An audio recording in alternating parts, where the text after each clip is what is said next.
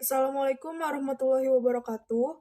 Kami dari kelompok 9 untuk mata kuliah Hukum Agraria, di mana kami beranggotakan 3 orang. Yang pertama ada saya, Lutfiah Rahma Safwati. Selanjutnya ada Imelda Yulandira, dan yang terakhir ada Aldi Alfianor. Di sini kami akan membahas mengenai hukum agraria dan land reform. A. Pengertian dasar-dasar dan UU tentang land reform. 1. Pengertian. Istilah land reform pada mulanya dicetuskan oleh Lenin dan banyak digunakan di negara komunis atau negara blok timur dengan adegium land to the tiller untuk memikat hati rakyat dan petani yang menderita karena tekanan landlord untuk kepentingan politis di negara tersebut. Di Indonesia, land reform yang dimaksud tidak sama dengan land reform yang digunakan di negara komunis. Land reform di negara Indonesia bukan hanya digunakan dalam arti politis belaka, tetapi juga merupakan pengertian teknis dan itu ditujukan untuk membangun kemakmuran bagi rakyat baik secara individual maupun untuk kepentingan partai. Dasar-dasar land reform yang pertama adalah Pancasila, yang kedua land reform dalam Undang-Undang Pokok Agrarian atau yang disingkat sebagai UUPA, dan yang terakhir Undang-Undang Dasar 1945. B. Hukum agraria menurut UUPA. Pengertian agraria berdasarkan penjabaran UUPA sangatlah luas, meliputi bumi, air, ruang angkasa, dan kekayaan alam yang terkandung di dalamnya atau disingkat dengan Barka. Batasan pengertian terhadap Barka tersebut adalah sebagai berikut. 1.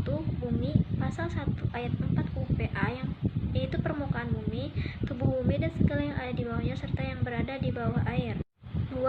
Air, pasal 1 ayat 5 UPA, yaitu air yang berada di perairan pedalaman di dasar laut maupun air yang berada di permukaan laut wilayah Indonesia.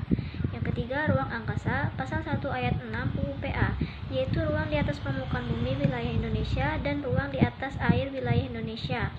4. Kekayaan alam yang terkandung di dalamnya, yaitu segala sesuatu yang diperoleh dari alam, memiliki nilai dan berharga. Beberapa regulasi terkait dengan kekayaan alam diantaranya Undang-Undang Nomor 4 Tahun 2009 tentang Pertambangan Mineral dan Batu Bara, Undang-Undang 45 Tahun 2009 tentang perubahan atas Undang-Undang Nomor 31 Tahun 2004 tentang Perikanan, dan lain sebagainya.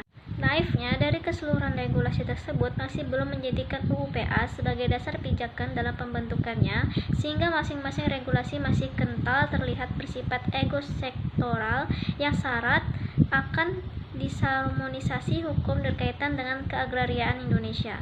Yang C. Land reform dan hak menguasai oleh negara atas objek-objek agraria.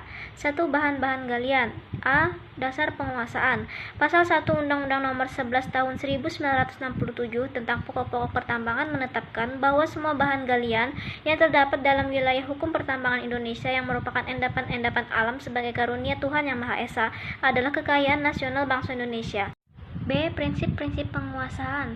Dasar penguasaan negara yang ditetapkan dalam pasal 1 Undang-Undang Pokok Pertambangan sesuai dengan urutan di atas memberikan penguasaan yang sangat luas kepada negara untuk mengatur, mengusahakan pemanfaatan dan pengawasan atas bahan-bahan galian yang ada dalam bumi Indonesia. 2. Penguasaan negara atas hutan. A. Dasar penguasaan hutan. Di dalam pasal 33 ayat 3 Undang-Undang Dasar 1945 disebutkan bahwa bumi dan air dan kekuasaan alam yang terkandung di dalamnya dikuasai oleh negara dan dipergunakan untuk sebesar-besarnya kemakmuran rakyat. B. Perencanaan hutan. Di dalam pasal 11 Undang-Undang Nomor 41 Tahun 1999 diatur tentang perencanaan hutan. 3. Penguasaan negara atas sumber daya air.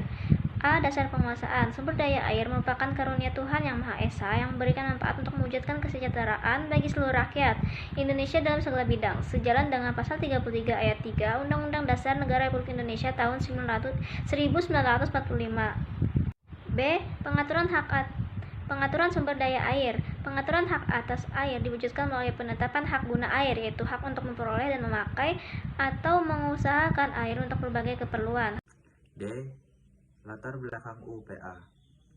Sebelum Undang-Undang Pokok Agraria UUPA diundangkan, maka yang berlaku terhadap hukum agraria nasional adalah hukum agraria Belanda.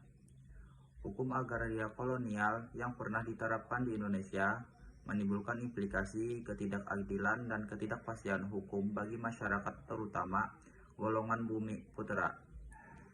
Dari sinilah muncul dualisme hukum di Indonesia di samping berlakunya hukum agraria menurut hukum barat, berdasarkan KUH Perdata dan Agraris West 1870 nomor 55.